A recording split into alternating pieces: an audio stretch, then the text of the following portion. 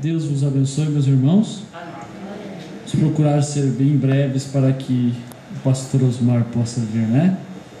Vou ler aqui em São João capítulo 1, os irmãos podem ficar assentados. No princípio era o Verbo, e o Verbo estava com Deus, e o Verbo era Deus. O Verbo se fez carne e habitou entre nós. O Verbo era Jesus Cristo. Estava no mundo. O mundo foi feito por Ele, mas o mundo não o conheceu. Então nós vamos falar um pouquinho sobre interpretar mal a palavra. O mundo não conheceu porque o interpretaram mal. Mambrana diz que desde o seu nascimento Jesus foi mal interpretado. Uma virgem conceberá. E quando Maria estava grávida e concebeu, eles não interpretaram bem aquilo. Eles disseram que ele era um filho ilegítimo. Eles interpretaram mal a palavra. Eles não puderam ver que aquilo era o cumprimento da profecia de Isaías. Certo, meus irmãos? Então, sempre no dia em que Deus está cumprindo uma porção da sua palavra e tem eleitos para crer nela, sempre tem uma parte que interpreta mal a sua palavra do dia. Hoje nós estamos vivendo já no finzinho do cumprimento das profecias bíblicas, porque tivemos 7 eras da igreja, já passamos por 7 mensageiros: Paulo, Irineu, Martim, Columba, Lutero, Wesley, e nos dias da voz do 7º anjo, conforme Apocalipse 10, versículo 7, a palavra de Deus diz que todos os mistérios de Deus seriam revelados. É uma promessa bíblica, e se Deus promete, Deus cumpre. Se Ele não cumprir sua palavra, Ele deixa de ser Deus. Ele promete, e mesmo que demore a cumprir no nosso tempo, no relógio humano, Ele cumpre sua promessa.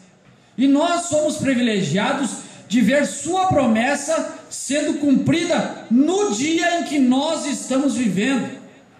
Amém. E não interpretarmos mal sua palavra. Vamos rapidamente aqui, meus irmãos. O desvelar de Deus, 172, só a parte A do parágrafo. A palavra tinha de vir de Moisés primeiro. Vê? Moisés tinha a palavra.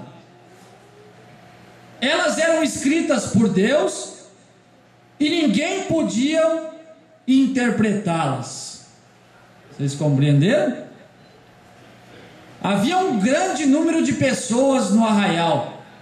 Haviam 2 milhões de israelitas que saíram do Egito em direção a uma terra prometida, mas só um podia interpretar a palavra. Somente Moisés, e só Moisés. E isto foi a escolha de Deus. Não foi a escolha do povo, não foi o povo que se reuniu e decidiu que Moisés seria o intérprete da palavra. Foi Deus quem escolheu Moisés. Amém.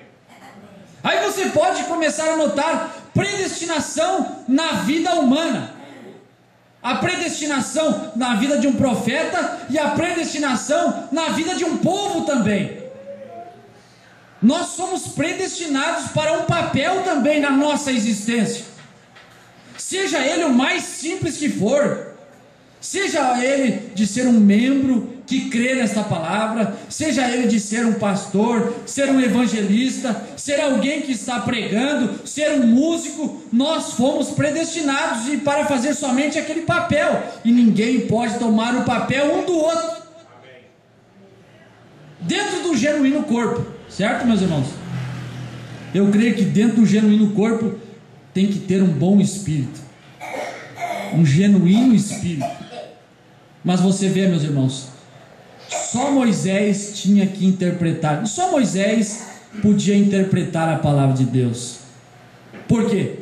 Porque Deus, ele ia falar diretamente com o povo a respeito de sua lei.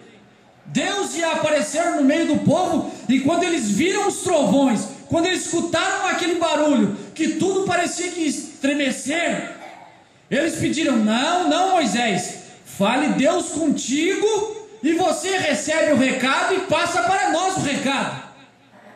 E Deus disse: então ficaria estabelecido desta maneira. Deus passou a falar com o povo somente através de profetas. Sempre através de profetas. Quando Deus tinha uma mensagem a dar para o povo de Israel, o que ele fazia? Mandava um profeta. Nos dias de Eli, o sacerdote Eli, a palavra de Deus era rara, não havia profetas. Então veio Samuel, e agora Deus podia dar uma mensagem para o povo, porque tinha um profeta na terra, Samuel. Deus queria dar um povo para uma mensagem para o povo de Israel nos dias de Jezabel e Acabe. O que Deus fez? Foi lá na escola dos profetas de Acabe? Não. Ele tomou um profeta, Elias, e foi lá e deu sua mensagem. Somente o profeta podia interpretar a palavra. Mas, por que, meus irmãos? Por quê? Porque se nós tentarmos interpretar a palavra, o que nós vamos fazer? Interpretar mal a palavra. Nós, em nossas leituras bíblicas, outrora, sem antes conhecer o profeta, quantas vezes interpretamos e pensamos que isto era isto, que aquilo era outra coisa, e a respeito de capítulos e versículos bíblicos que nós tínhamos em nossa mente, que eram aquilo que nós supunhamos ser. Mas quando vem o profeta, é a interpretação verdadeira da palavra. Por isso, meus irmãos, nós estamos satisfeitos por ter a interpretação total da palavra. Amém. Meus irmãos, nós temos a interpretação até daquilo que não está escrito na palavra. 7 trovões, Apocalipse 10, versículo 3, 4. 7 trovões soaram suas vozes, e João ia escrevê-las. E Deus disse que João não escrevesse, mas nos dias da voz do 7º anjo, ele interpretaria esta palavra. Meus irmãos, vamos ler aqui. Cristo é revelado em sua própria palavra. Parágrafo 74, para nós terminarmos. Observem, interpretar mal a Jesus na forma de Deus em um homem. Ó, meus irmãos, Jesus era Deus na forma de um homem, não é isto correto? No princípio era o verbo, e o verbo estava com Deus, e o verbo era... Jesus era Deus na forma de um homem. Mas, o que o profeta está dizendo aqui? Se você interpretar mal Jesus na forma de Deus em um homem, o que ele era, Deus em um homem. Mas se você interpretar mal isso, o que acontece? Você faria dele um Deus tirado de 3. Se você interpretar mal. Mas se você ficar com a interpretação exata, você não vai fazer dele um Deus tirado de 3. Ele não vai ser um Deus, ele vai ser o Deus. Amém. Se você interpretar mal Jesus, Deus na forma de um homem, você pode crer que existam 3 deuses, e Jesus é um destes 3 deuses. Mas se você interpretar corretamente, com a mente do profeta, você vai ver que ele era o Deus. Você entende, meus irmãos? Não é o que está acontecendo hoje? Estão interpretando mal. Jesus na forma Deus em um homem. Estão interpretando mal e o colocando como uma dualidade, o Pai e o Filho, porque estão interpretando mal a palavra. Interpretar mal a Jesus Cristo sendo a palavra, você faria dele um Deus tirado de três. A mesma coisa, meus irmãos. Ou você faria dele a segunda pessoa em uma divindade, se você interpretar mal. E para fazer isso, você faria uma confusão com toda a Escritura. Você nunca chegaria a parte alguma. Então ela não deve ser interpretada de uma forma errônea.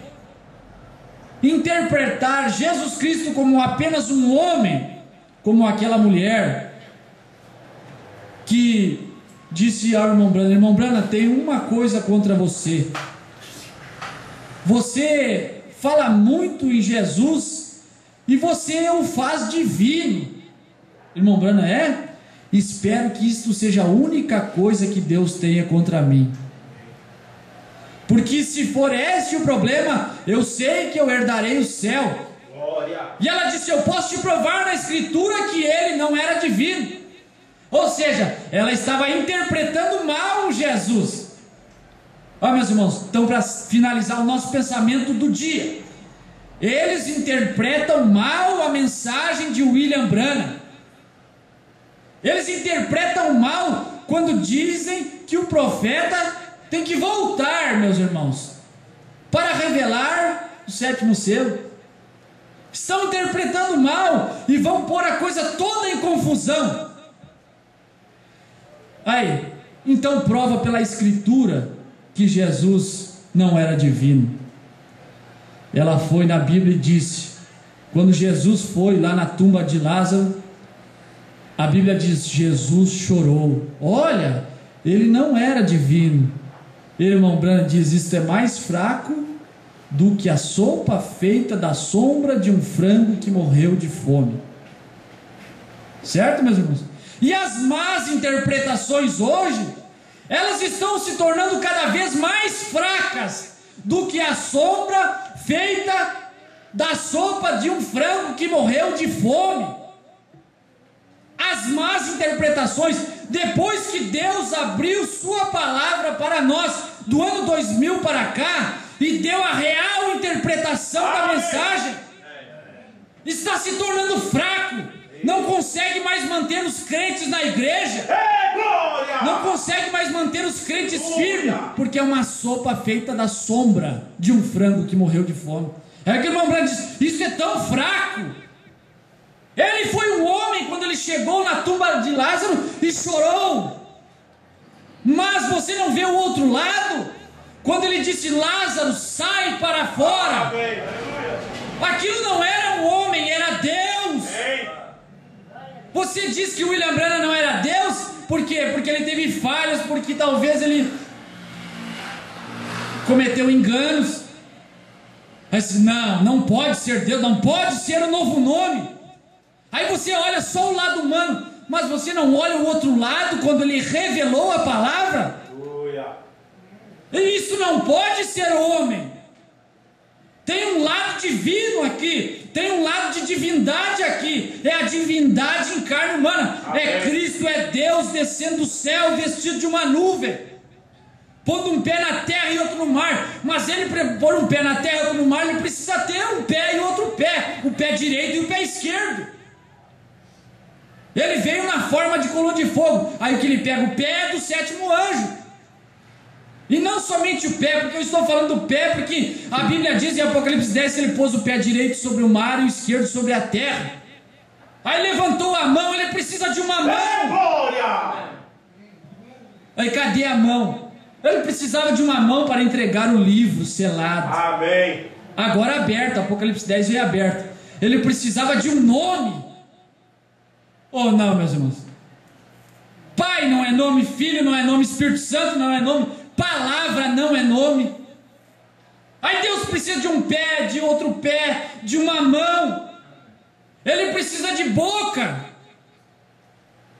porque ele precisa revelar os 700, ele precisa fazer soar 7 trovões. Ele precisa de vozes, ele precisa de uma língua. Ele precisa de um corpo. Amém. Está ali, novo nome, Sete Trovões. Se você interpretar mal que William Branham não revelou estas coisas, você põe toda a coisa em confusão. Mas graças a Deus, meus irmãos, que hoje nós podemos ver isso bem interpretado. Somos gratos a Deus por isso, não é verdade? Amém. Que Deus continue nos abençoando, amém? Amém. Você pode dar graças a Deus por isso, irmãos?